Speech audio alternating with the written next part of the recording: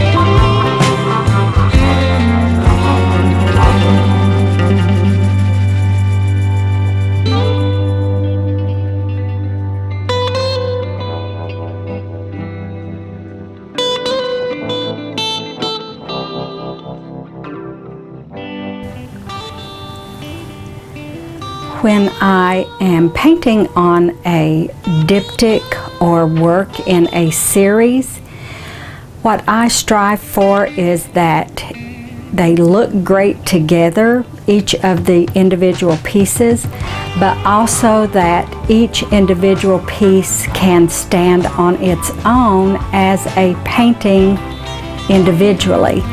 And I think I have accomplished that with these pieces. I like where the mark making is still showing through by putting layers on and then lifting layers to allow that history to show through. And the touch of blue really works great with the complementary orange. And a little bit of a Simic writing is something that kind of pulls it all together. So overall, I am pleased with these pieces, and I think that I am going to call these finished. So thanks so much for joining me today, and if you haven't subscribed, I hope that you will hit that red button. And if you enjoy this video, please give it a thumbs up and leave any comments below. Thanks for joining me. Until next time, everyone.